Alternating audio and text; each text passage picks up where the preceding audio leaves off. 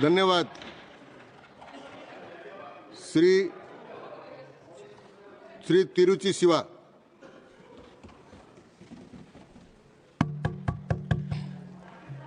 Mr. Vice Chairman, sir, I am standing on behalf of the DMK party to oppose this bill. The Tamil Nadu Legislative Assembly has passed a unanimous resolution not to pass this bill, but the government is on its process. We reject the bill in its entirety because it is legally flawed, constitutionally indefensible, and morally reprehensible. Sir, why a certain community is being targeted is our question. I don't want to go into the merits of the bill or in detail because many others have spoken. Moreover, it is of no use. It's a futile exercise because this government has got ears, but it won't listen to the opposition views. It has got eyes, but will not see those who are suffering out of anything. Beautiful. It has a mouth only to spare words against the opposition and have hands to unleash power against the marginalized. So the intention is very important. They say that it is only administration purpose. No, it is not so. It is not reform. It is to control and to take over the administration of a certain community who have got charitable endowments and they involve in religious activities. Intention is malified and so deplorable. Sir, we repose our confidence in one thing. When I am not going into the merits of the bill means not that I don't want to spend my time on that. We think we are very strongly believe that since it is anti-secular and ultra-virus of the Constitution, the solution is 5 kilometers away. The Supreme Court is there to struck down. If at all it is legislated or passed, it will. We are very certain about it. Sir, it is not all evasive arguments we are making or accusations against them. The government says often, Sabka Saath, Sabka Vikas. I rely upon him. He gave the translation. Together with all and development for all. But they have a different policy for Muslims. Exclusion, marginalization, and dispossession. So this further and deepens the sense of alienation and insecurity in the minds of the Muslim community in this country. Yes. Sir, one has to realize this is a sad day. We have to say that because the Muslims across the country are waiting what is going on in this house. Sir, I would like to remind once again, the Constitution has assured them of many fundamental rights, but they are all totally deprived during this regime. I have many a time told, sir. In the year 1947, during partition, Muhammad Ali Jinnah was the founder of Pakistan, said that, I have formed a country for the Muslims. All Muslims come to Pakistan. But the Muslims in India said, we are Muslims, but India is our nation. Yes. Have they not contributed for the development of our country? Are they not in the military? If at all India is now an atomic power in the world, it is because of Dr. Abdul Kalam. If Aditya 1 is a success that has gone to the sun and sending informations, it is because of one Shahi from Sengotai, an Islamic girl, who is the director of that. There are many such instances. I don't want to say all those things. So we can very clearly understand the government is very keen in pushing the bill to be passed. So we have proposed some amendments. It is not of technical corrections, but to safeguard against a grave injustice to a section of the people in this country. Sir, we are afraid that once again and again, blows are being given to the secular thread of this nation. The framers of the Constitution debated elaborately. No other constitution in the world debated for 3 years.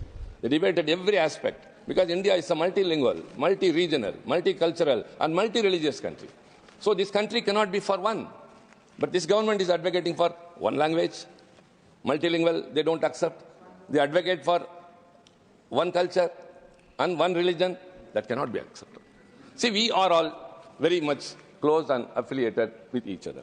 Sir, earlier, my friend Derek often used to raise a concern that the bills referred to the committees are decreasing day by day. And last year, he said that is 1.4% or something. Now we don't want even that, sir, because we are experience says that no use of going to any committee. The example is the Joint Parliamentary Committee on the Waqf Amendment Bill 2025. My Tambi, Muhammad Abdullah, yes, he is my Tambi, I am his Anna. He is a Muslim, I am a Hindu. He is my younger brother, I am his elder brother. Mr. Syed Nazim, Nadimullah, who spoke, all were in the committee. And the Parliament Minority Affairs Minister yesterday spoke, and today also is repeatedly telling 248 stakeholders appeared before the committee. But how many recommendations you have included in your report? None of them. All the recommendations which have been given by the opposition side members have been disregarded, and whatever the ruling faction have given, the members in majority, they have been adopted. So the JPC, in the exercise it went on, what for we sent it to the Joint Parliamentary Committee? Because we should have a good outcome. The scrutiny will be more elaborate. Because the Parliament, because of the consent of time, every party will be limited. Whereas in the JPC or Standing Committee or Select Committee, all parties are equal, and so they can contribute as well as the stakeholders can come. The stakeholders came, the members who participated gave their views. It repeated meetings, sir, but outcome was nothing. Even the dissent note was not first accepted. Only after raising it in the House, it happened so. So, the constitution of a JPC also did not serve purpose. And now it has been passed there and here also, because of your majority. Yes, go ahead. How long you will be going ahead like this? There will be a time to put a full stop to everything. Sir, it's the right time, I should recall. On August 18, 1947, Eid was celebrated across the country in independent India. That is 3 days after the country attained independence. The eastern and western parts, because of the partition-related violence, thousands of Hindus, Muslims and Sikhs were being killed. In that situation, there was an apprehension whether Muslims will be able to celebrate Eid.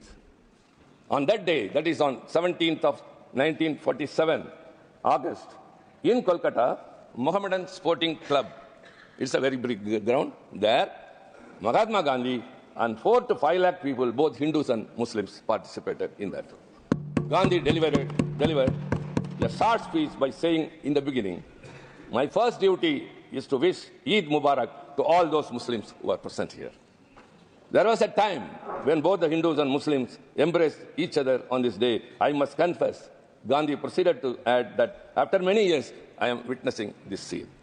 He said the members of the Muslim League, National Guards and Congress volunteers present in large numbers and expressed fond hope that the unity of people of diverse faith on that occasion would be everlasting. And he remarked at the end, I will never be able to forget the scene I have witnessed today. But what is going on today, sir? I am very painful to say this. 2025 Eid. The government which is ruled, Haryana state government which is ruled by the BJP, they have removed Eid, the festival, from gazetted holidays to restricted holidays. If it's a gazetted holiday, all firms will be closed, there will be a festival mood. Whereas if it's a restricted day, holiday, only those who will be interested will have holidays. Why, sir? Why this discrimination? So also in Uttar Pradesh, what did happen? On the Eid, the officials have come and want that on the day of Holi, they said 200 mosques have been covered by tarpaulins, because it should not be seen. And they have also been instructed, fell on a Friday, it may be 52 times in a year, Friday comes. If at all you don't want to namaz, do it inside or even in your terrace. This happened.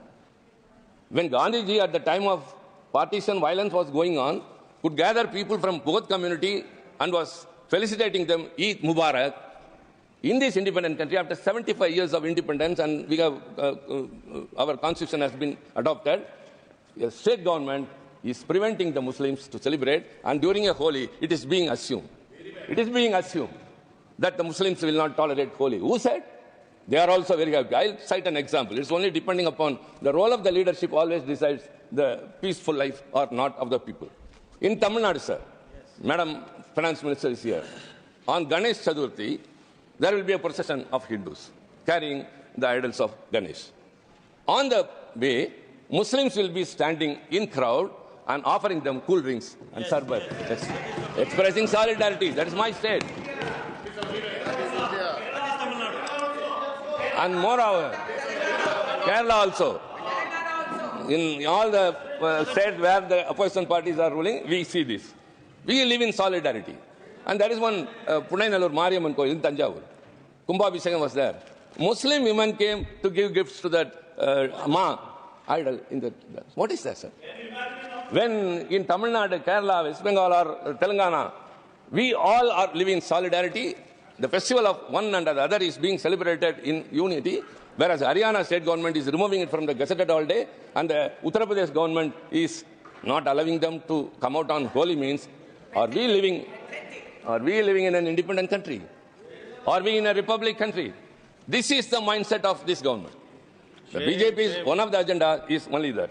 Sir, these are all things I say with pain only.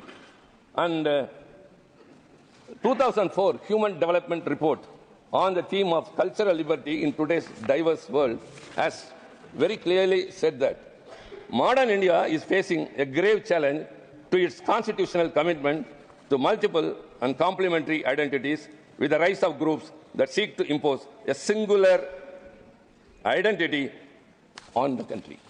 This is a report, sir. When everything should be equal, but it's so. Sir, Dr. Ambedkar, whom we call the father of our Constitution, who was the chairman of the drafting committee of our Constitution, on December 2nd, 1948, during a lengthy discussion on Article 13 of the draft Constitution dealing with the fundamental right to profess any faith, referred to the Uniform Civil Code. That is awaiting. The Uniform Civil Code, that is your next thing you are going to take in your hands. Now the Muslims are affected. After the UCC, now some of the states which are ruled by BJP have already adopted it. When you bring it here, the Christians, the Sikhs, the Parsis. I'm not going. He spoke about that. When he was speaking on that, I'm telling that. It would be if I read, excuse me, Bhupenderji, you are well informed, I know. And when I'm reading out, I'm quoting. He said that no government can exercise its power in such a manner as to provoke the Muslim community to rise in rebellion. It would be a mad government if it did so. Yes. Dr. Ambedkar. And while talking about the idea of parliamentary democracy, as a democracy of majority in his address at the Siddharth College Students' Parliament, Dr. Ambedkar said, "It is true that in our legislation, there is a rule that all questions shall be decided by a majority. But I could ask you to be very careful about that principle. It is one of the most dangerous principles that we have got." We are seeing that. Because of the majority this government is having, you are not doing anything good to the people. You don't consider everyone equal. As, what is that? Sabka Vikas. Sabka Saath, Sabka Vikas. Like that, you don't see that. You say in every place, Vasudeva Kudumbakam. No, not in practice.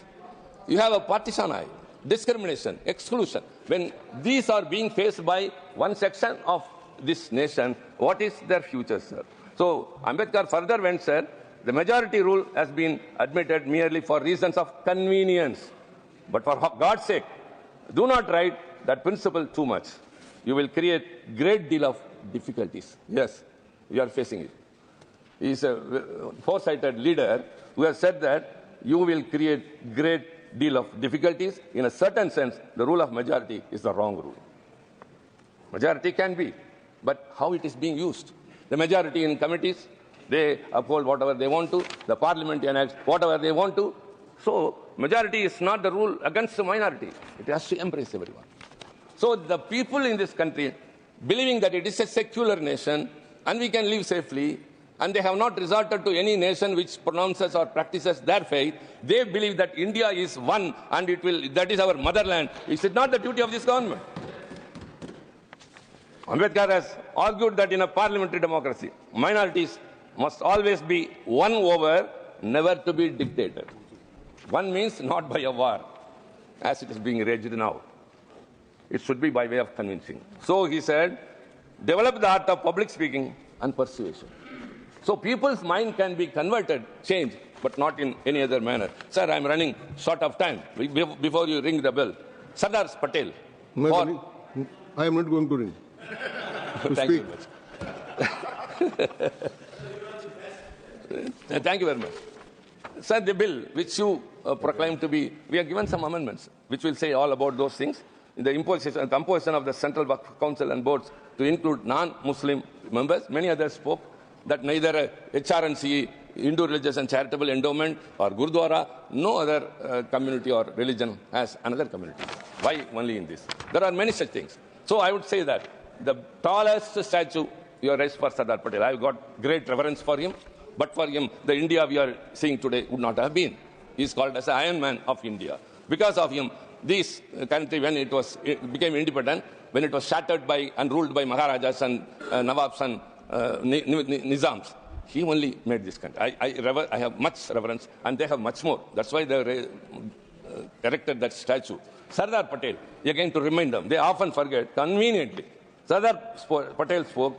He emphasized the importance of minorities, trusting the majority's good sense and fairness, advocating for a secular state where all communities feel equal and have a place in national life. Yes. Ma'am, you are here? Let me quote one Tirkural. One of your favorite Tirkural. Allal Puttu. Aatradu. Aludha Kannir. Andre Selvathai Azhikkum Padai. Sir, the tears that roll out of the people who suffer under a tyrannical rule, it will become flood and will dethrone the government. Yeah. The tears of the minority. Shiva, please. Allow you. Ma'am, please. Yes. The tears of the minority community people in this country, especially today Muslims, tomorrow it will be Christians, tomorrow any other minority community, because of this government's approach, attitude, and all the steps you make, those tears will become flood and will wash away your government. Thank you very much. Dhanyawad, Manya Mantri. I'm sure Trichy Siva wouldn't mind it.